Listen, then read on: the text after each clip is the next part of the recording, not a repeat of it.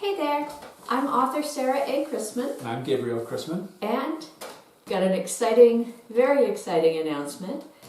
I have finished book 9, the final book in the Tales of Chetzemoka. And today we're going to talk a little bit about my series, but it's pretty exciting. I've been working on this series for 11 years, I think.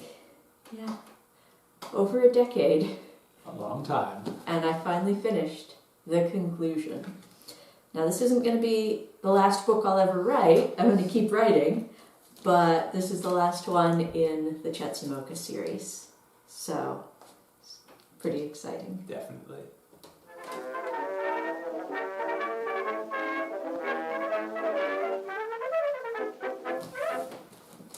So, the 9th book in the Tales of Chetzemoka series, Where the Sea Turns a Corner. I hope you'll all go out and get a copy and enjoy it.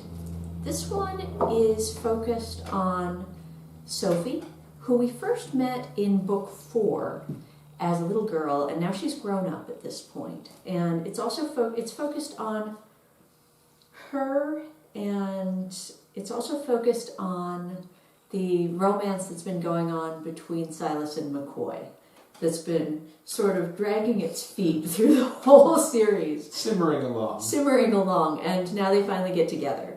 Mm-hmm. It's 1896 at this point, so this is a really dynamic time in American history. There are so many things going on. I mean, they've got the telegraph has been going on for a long time. They've got telephones now. Cities are getting electricity, and in this book they get to go all over Puget Sound. So it's focused in Chetzemoka, which is the sort of alter ego of Port Townsend. But it goes as far as Canada, up into Victoria, BC, and then all the way down to Olympia. Right, and Seattle as well. So we get to see all of those places in the 1890s. And You had to throw in your birthplace too. Of course, I had to throw in my hometown of Renton, Washington, which was a coal mining town. And so we see Felix going there and getting into some trouble. But I wanted to set the Tales of Chetzemoka in the Pacific Northwest because I think it's a really interesting time and place in American history, the late 19th century Pacific Northwest. And one that gets overlooked. Yeah, there really aren't a lot of stories about it. There are Westerns, and Westerns are a big genre, but the West in Westerns is not the Pacific Northwest. No. It's sort of Colorado, a little bit of old California, Arizona, New Mexico. Yeah. Or Montana. And Wyoming. But if you say Western, the West people think about is not the Pacific Northwest, which is very different. The Pacific, you think of Western, you think desert. Right, or at least the plains. Pacific Northwest is rain, gray, clouds, yes. Mountains, forest, timber country, especially. And as Americans, even though we've got the whole Paul Bunyan legend, we don't have enough stories about timber country. And I wanted to write about that because it's an important part of our history, and I think it's a really interesting part of our history. And I thought there were a lot of potential for stories there. And incidentally, what you see here, these are all the manuscript, handwritten versions of the books in the Tales of Chetzemoka. So these are all filled with my handwritten manuscripts. And then these are the books in their published form. So it's been a lot of work. So I hope you're all reading them, and I hope you're all telling your friends about them.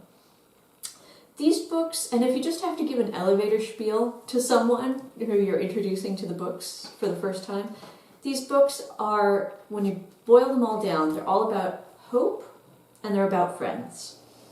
Because it was such an optimistic time in America.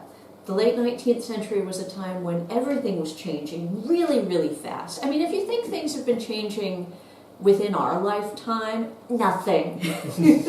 Compared to the 19th century, what's been happening in the 21st century is nada. It's details. It's details. It's minor stuff. It's like which app people are using on their phone.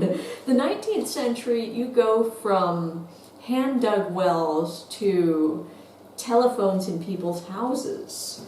It's just this incredible arc, and fast. Yeah. And you go from just basically the same sort of technology you would have had all the way back for several hundred years or even 1,000 years, and then all of a sudden you have recognizable modern cities with electricity, with basically powered vehicles. You get trains, you get bicycles, you get absolutely everything that you would associate with modernity, all in a very short few decades. You get all sorts of infrastructure of transportation, from roads to railroads to bridges, steamboats, and yeah, really dynamic time. It puts the modern world to shame in terms of how fast things were changing. And they had a very optimistic outlook on it. They were looking at it and thinking every day the world is getting better and better. It's a bit every day in every way. Yes. Yeah, every day in every way the world is getting better and better. It's a bit of Pangloss, but in a good way. Yes. And so there's that hope, there's that optimism, and there's also the theme of friends, because throughout this series it's a group of friends that they're united by the cycling club, but it's not just about the bikes. Because it's a group of friends that become like an extended family. Yes. And that really comes together in the last book, when we get to see where everyone is at this point in their lives and how they all connect together, and how they're all held together by this really tight-knit web of friendship. Which has been supportive, it's been instructive, it's been, they've grown and learned together. Some of them have gone through lots of changes, others not so much. Right. And that's been a very interesting aspect of just these characters she's developed. So, I want to thank everybody who's been reading and enjoying this series and has been so supportive through it. And I hope you will get the last book, which is really thick. Well, there was a lot she wanted to cover in this one. Yeah, well, I wanted to bring everything together and wrap things up with a nice bow for all of the characters that we've come to know and love throughout this series. You see all the old familiar faces coming together because they never really left. They've remained close throughout the whole series because they are such a tight-knit group of friends. And I hope that you're telling your friends about this series, because word of mouth is absolutely the most important thing you can do for a small-scale writer or any sort of person in small-scale art or business. Yes. And so we all really appreciate it, and I appreciate it. So thank you for your ongoing support. Thank you for buying my books and telling your friends about them. Thank you for watching this video. And happy reading, always. Mwah. Oh, now you show up.